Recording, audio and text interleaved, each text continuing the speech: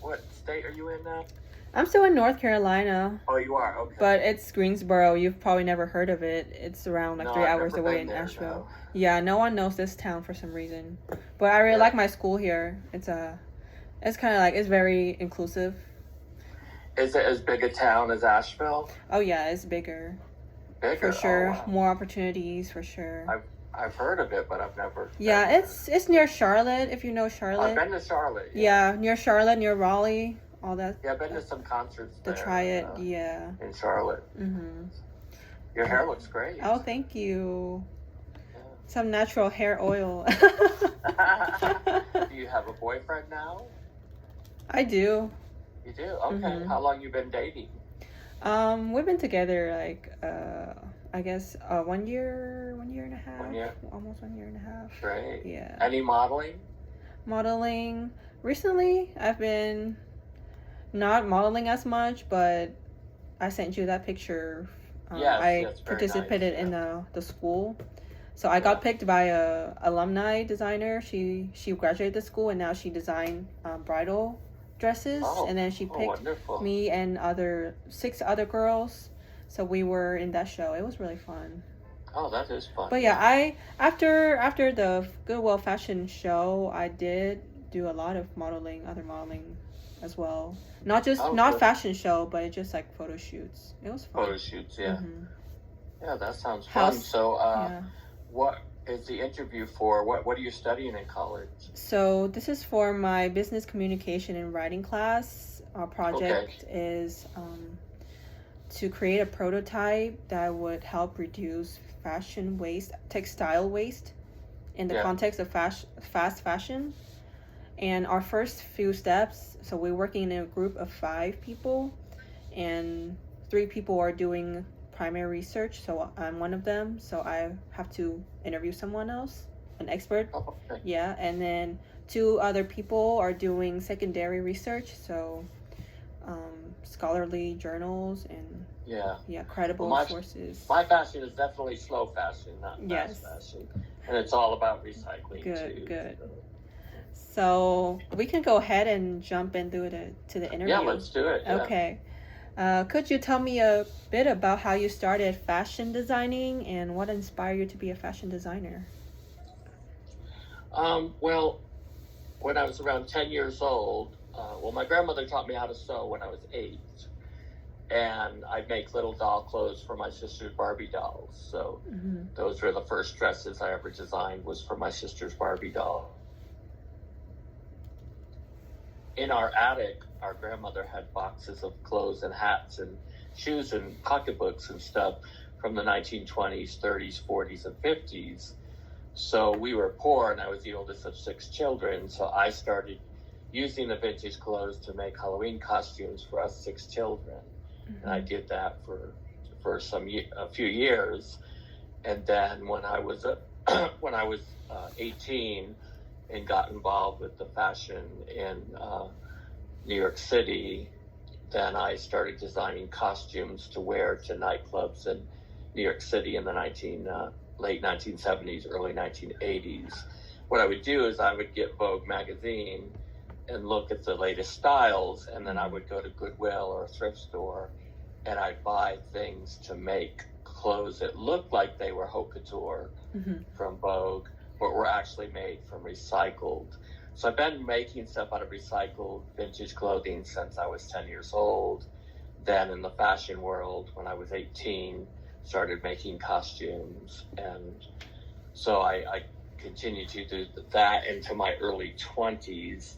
And then I got away from fashion for many years after. I did work in fashion in New York City, in South Beach, Miami, and in Hollywood, California. So I worked in fashion, selling fashion to celebrities. And of course, that was all fast fashion, no slow fashion there. Although the vintage clothing store I worked at in Hollywood, West Hollywood, was vintage clothing, and it sold to different celebrities and stuff. So that was a little more slow fashion in that they were recycling vintage clothing. So that's how I got started. Oh, wow. So did you work in the mall or department stores? So No, I worked for a fashion designer in New York City. Marianne Marlowe was her name. Mm-hmm. And she would go to London in the early 1980s, and she'd see what the latest London fashions were, and then she would bring them back to the United States and sew her own version of those. And she was basically stealing other designers' ideas, you know. And then I worked in her shop, and I would have to bring like clothes to the photo shoot for the models. I would and then dress them, kind of like, and dress the models for the photo shoot. And so that was Marianne Marlowe that I worked for in New York City in two of her shops. Then in 1986, and then, so that was in 80, I believe, 1980. 1981, I went to West Hollywood, California on Melrose and worked in a vintage clothing store there selling. I feel like that's more of your clothes. Style, right? Pardon? The vintage store is more of your vintage, style. I'm more passionate about vintage than I am about, you know, although I'm attracted to haute couture and high fashion, but I do it with items I get from Goodwill or thrift stores. Exactly. So even though I was working in fast fashion for that designer, I still would go thrift shopping and make my versions of her clothes that she was charging probably hundreds of dollars for. So then, so that was 81 that I was in West Hollywood, California at the vintage clothing store there. And then in 86, I ended up living in South Beach, Miami, and there was a shopping mall there called Bal Harbour Shops. And that was Gucci, Versace, Rolex, all designer clothes. I worked at a designer shoe store in the mall there. And they'd be alligator, crocodile, snakeskin. So all the shoes were made out of really expensive animal skins. And again, that was all fast fashion, you know, Gucci, Versace, all that. So that was all high fashion, you know. But I couldn't afford to shop in those high fashion stores. So I continued to design my own fashion of thrift store items. So that's how I worked in the fashion world. It was definitely not your local shopping mall. They were, you know, high-end designers, and you know, they were definitely in the fast side of fashion, mostly selling to rock stars and people in pop bands. And you know, I met a lot of people to B-52s and actresses and actors and singers. So so even though I was in fashion, it definitely wasn't at your local shopping mall. It was definitely in the high fashion world of dressing celebrities and stuff like that. So what do you think is a rewarding part of being a fashion designer or like a sustainable fashion designer? Well, when I lived in Asheville 17 years ago, I made some costumes for a party, you know, for my husband and our children, because we have two daughters, just like you two daughters, you know, in your family. And I hadn't done it in many years, and so it just was so lovely to be designing again at 48 years old and to be in the fashion community in Asheville for 15 years. I started, you know, so just reviving a passion I had when I was a teenager and in my 20s, back in my 40s. You saw all the designers and stuff at the show. So the fact that Asheville embraces older designers of any age and is all about sustainable fashion and recycling, I just was in the right community. And then I sold at all the vintage shops, Hip Replacements, Vintage Moon, you know, most of the vintage shops in town, Honey Pot. I don't know if you know some of these shops. I think I heard of them, actually. I know there are a few in downtown Asheville. So, and Baba Boom, the lingerie store. And so I would make my fashion, whether it was 1920s or whatever, and then I would sell it to the vintage stores because the 1920s fashions fit really well with vintage clothing. Exactly. So I found my niche was in recycled fashion, but to make fashion look like it was from the 1920s. And so that's my real passion, is to either make clothes that look like they're from the Victorian era or the 1920s really is what I built my name up for in Asheville. And I was really popular for the hats that I designed in Asheville too.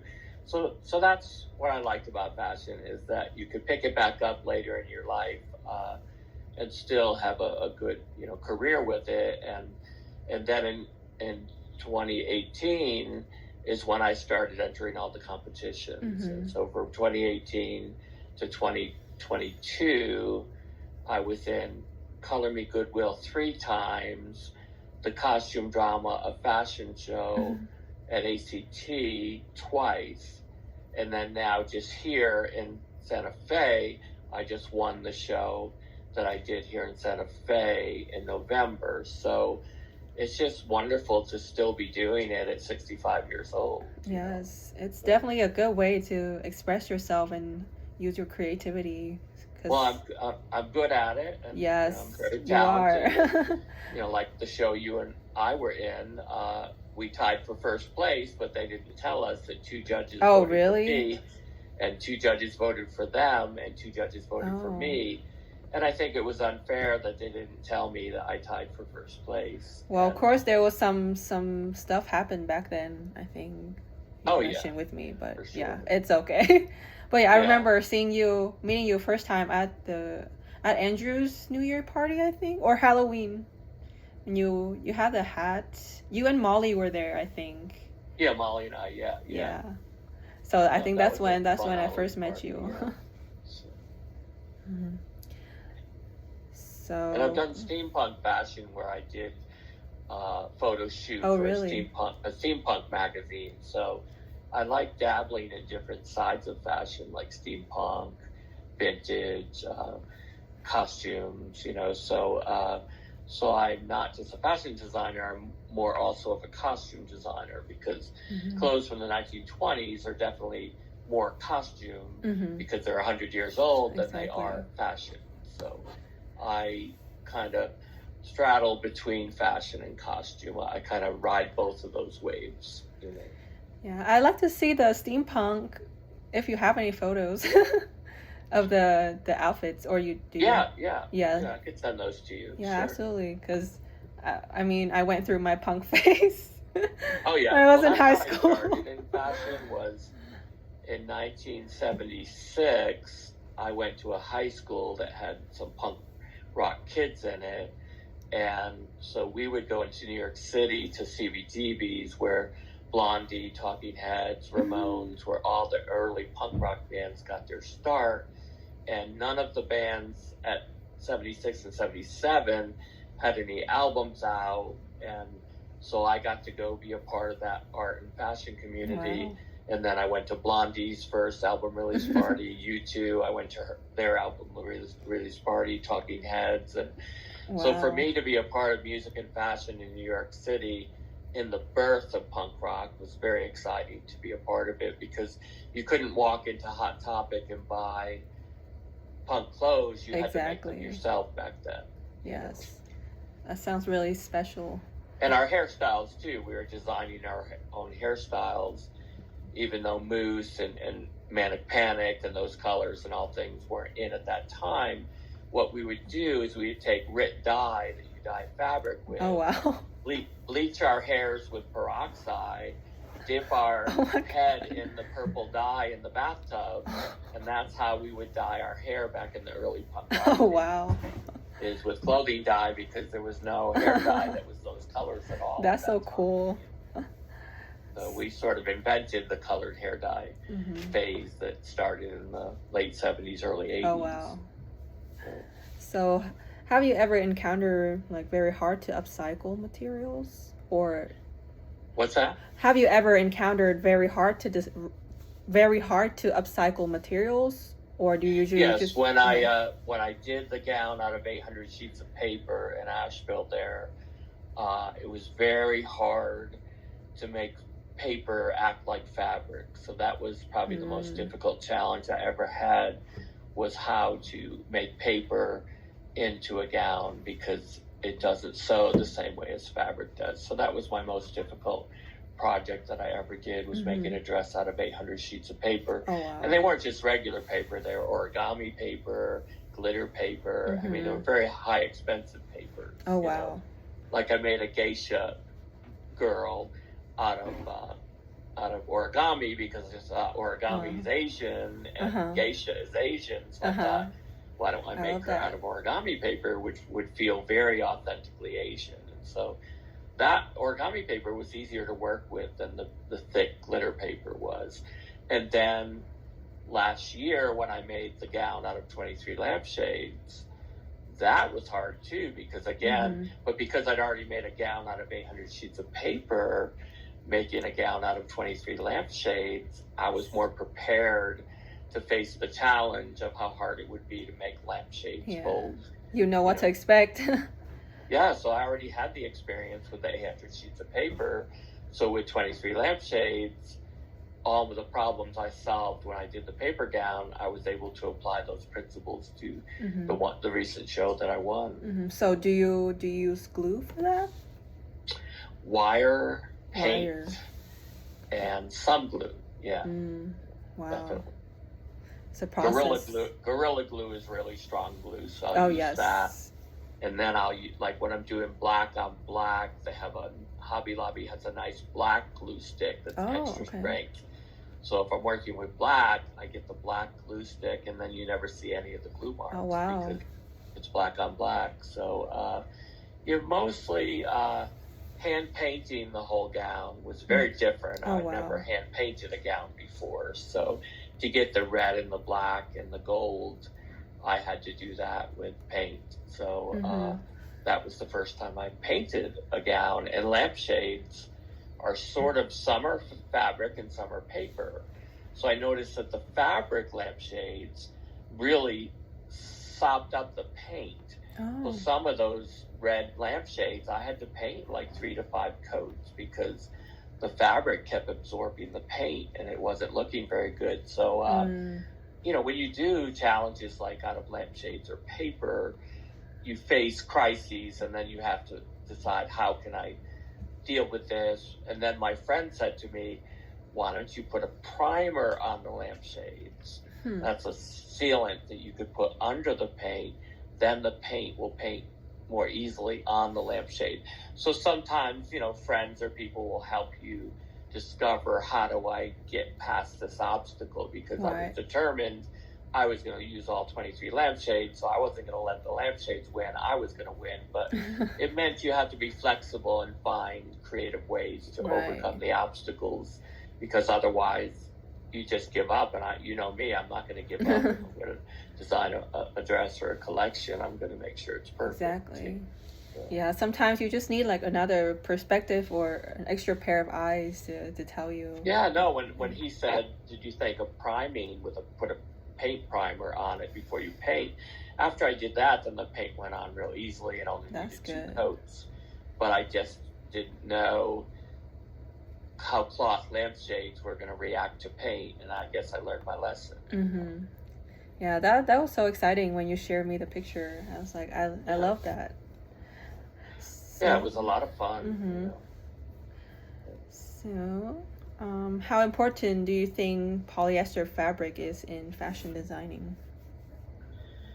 You know, it's I don't like it, you know, because it's made out of chemicals, and unfortunately we all probably own it in our mattress, and you know, in our bed sheets, and you know, towels and clothes. We all have polyester. I'm not really a fan of it, but it's in everything that we purchase from stores and stuff. I would much rather have cotton or linen or rayon, silk. Yeah, I think polyester is just cheap and not good for the environment, and so I'm not a fan of polyester at all. I tolerate it, but I think we can do better as a society with sustainable fabrics than we can. Same thing with recycling paper and aluminum cans and things. If you live in a city that's too small to have recycling plants, then this all just goes to the landfill and it's not sustainable. You know? Exactly. So the fact that people are now making hats and fashion out of recycled soda cans and soda bottles, I think is wonderful, because that's what sustainable fashion should be. So, Exactly. and even the fake fur that all the designers have adopted, probably the last 5 to 10 years, designers are getting away from fur and using the fake fur. And because it's a high fashion item, the quality of the fake fur now is so beautiful. I mean, you saw some of the fur we used in my pieces, and all fake fur. I didn't use any real fur at all. And if I did, I would probably offend somebody. But I think it's great that high fashion has caught up with fur by making it look like real fur. I think that's great. And I feel like sustainable fashion has so much more value than fast fashion as well, because the one that designed it actually appreciate the work, and also the one who purchases also appreciate the work as well. Well, yeah, and when COVID canceled my 2020 fashion show, 2 weeks before the Goodwill fashion show, COVID hit, and they canceled the whole show. And you know how hard I work on my collections, because I make the hats, the jacket, the furs, the dresses, I make it all, little pantaloons. And so to have made a 5-piece collection with 5 headpieces and hats 2 weeks before the show, it was devastating. It was so you told me about that. I think it was very your topic was pink, right? So I donated them all to drag queens in Asheville, and they appreciated having all the high fashion that I had made for the I'm show. sure they love it. But it was still sad. Right. Put so much into I feel like that would be really hard. That show was going to be a fusion of Asian and Africa, and so I chose a lot of African prints and kimono style outfits and Asian headpieces that look like an empress in China would wear. I mean, so I fused the two of African and Chinese together, and I called it Afro-Asian, or they have also a term for it called Blasian, black and Asian together is called Blasian fashion. And so I was fusing African and Chinese, and when I did my research for the Afro-Asian collection, I discovered that Chinese and Africans were being sold as slaves in the 1700s and 1800s. And so in Africa, where they take these Chinese slaves, African and Chinese actually married each other and blended their cultures. So there really is a Blasian culture genetically that came out of slavery, where the black people and the Asian people married each other and created a whole new culture, which they call Blasian, and so there's whole websites about Blasian culture of blacks and Asians that married each other in the 1800s and 1900s. So I thought it was quite interesting that I decided to fuse two cultures together that actually had a history together, and I never knew that Chinese and Africans I don't think I've ever heard of the history either, and I'm sure a lot of people haven't. Yeah, just type in the word Blasian and you'll come up with websites and information. Wow. A lot of it are people who are celebrating their cultural heritage of being both black and Asian, so just type in that one word into Google and you'll be fascinated by what you see, And even the 1920s collection, I looked through history books, costume books, I did online searches. So I'm the type that likes to do research and back up my collection by actual history and what things the women really wore in the 1920s. And so I'm a bit of because I come from a vintage clothing aesthetic, vintage clothing are very attached to our history. And so I love designing with that intellectual point of view. And if I could trick the viewer to think that, wow, those really look like they could have walked right out of 1920s. Exactly, I was about to say. Then I've accomplished my goal, which is to create that illusion that we're in the 1920s when really it's just recycled things from your local Goodwill store. Yeah, I love that. So, I think you already shared your view on fast fashion. But what do you think will be the biggest obstacle for someone who's using fast fashion to switch to sustainable fashion? Well, it happened very organically in 2020. What not only did small shows like ours get canceled in Asheville, you have to understand all the Parisian designers, Milan, London, Yes. New York, Japan, all those shows got canceled for runways. So what the designers decided to do during those few years of COVID, because it wasn't really sustainable to design runway clothes that nobody, would be able to sit in the audience and watch. So what they did is they took old clothes from their old collections and made sustainable fashion out of recycling all their old collections. Mm-hmm. And so during the 4 years of COVID, if you look back on Vogue.com and you look at the fashion that was coming out in 2020, 2021, and 2022, you'll see multiple designers using sustainable fashion and recycling their old collections. So really, as horrible as COVID was, it was a rethink of how do we approach fashion during a time when the whole world is shut down.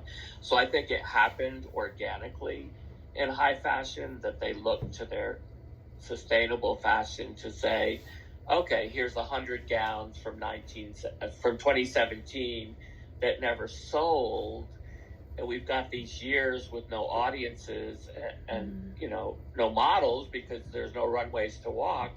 Why don't we take those 100 gowns and recycle them and see what we can create? So I think COVID was a great gift to high fashion because I think what they learned during those few years are now integrated into the way they design fashion, is not to waste the old collections, but to find a way to bring new life into the collection. So that I think was a gift that COVID gave high fashion, was a way to be sustainable and to recycle, because there's so much waste in our world. Why let those 100 gowns just sit in a warehouse in New York or Paris, Yes. So I think COVID really brought sustainable fashion to the forefront. Yes, I think COVID really gave Mother Nature a break from all the processing and the gasoline, the cars and the planes. So that was and even today people order their groceries and go pick them up. They have meals still delivered to their homes. Many of my friends work on their laptop as college professors or different jobs that they do, and I think a lot of the world won't go back to what it used to be. I think people will still get food delivered at home, pick up their groceries, and work from their home on their tablet or their laptop. And so I think there was a lot of good that came out of COVID, and I think sustainable fashion was one of them. For sure. So tell me about a time when you see the positive impact of sustainable fashion on the environment or the people. I think the positive would be when the fashion is labeled sustainable, when the fashion is written in front of the customer on the label that says this is made out of recycled soda bottles. This collection was recycled from my 2017 collection. And I think by naming it to the consumer, then you are attracting a new customer base that says, I want to shop with this designer because I like their values and what they're doing. So I think that would be what I would say, would be labeling and actually addressing sustainability on the clothing with a label or a story before the collection walks the runway. Maybe say this is made out of recycled, whatever. And I think that would be a great thing to have more runways and more fashion designers speak about it. Exactly. It's one thing to use sustainable fashion, but you need to talk about it too. And so even if writing it on a label with your little story, there's ways to get the message out there if it's sustainable fashion. Right. If you don't say, they never know. And no, if you don't say, like even the Color Me Goodwill shows, a lot of times the audience members don't know anything about recycled fashion. And so they just look at your great 1920s clothes and think, oh my God, he created those things. I wonder what he used for supplies. Sometimes Goodwill fails and doesn't tell the audience, you know. But the year that you and I were in that show, the woman on the hosting on the microphone kept saying to the audience, he made this crown out of knitting needles. Yeah. He made this out of something from a wine bottle thing, you know. So I think that's where Goodwill really shines, is by naming what the items were that the designer used. And just that one crown with the knitting needles I thought was so cool. Yeah, because the designs are like so beautiful. They would never thought of that you made that out of knitting needles. And yeah, they would have never thought knitting needles. Never thought, you know. For sure. So what do you think are some effective ways to promote sustainable fashion?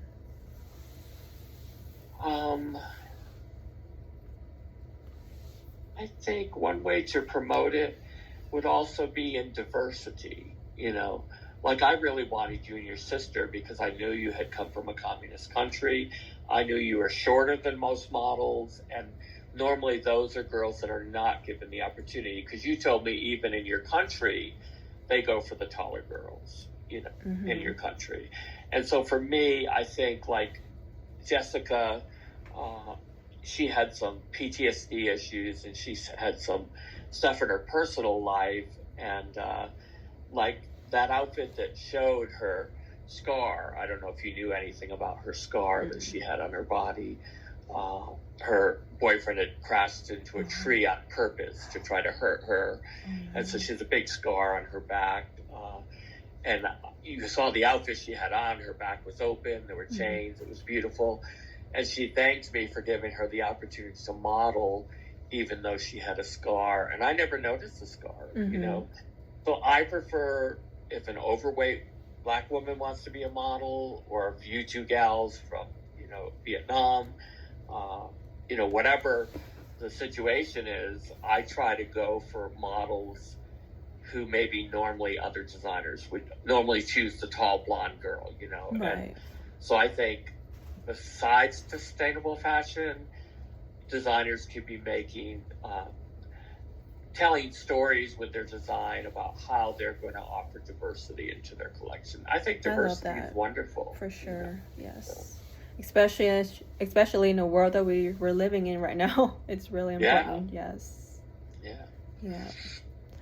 Well, thank you so much for sharing your expertise and knowledge. It was really Yes, it was really good to hear the conversation and what you're sharing. Well, thank you. And how do you present it to your class? Is it through a video, or do you type it all out? Or so I'm actually like recording myself doing the interview right now by my phone. Oh, you are? Yeah, okay. So I can listen to the conversation again and take notes. And we have to do a memorandum, which is, now I have to write 750 words.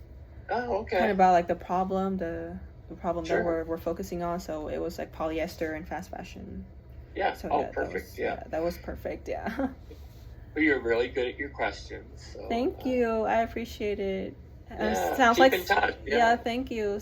Sounds like Santa Fe is treating you well. Very well. I'm going to start teaching art in May at one of the community colleges. Oh yeah. So are you teaching art history?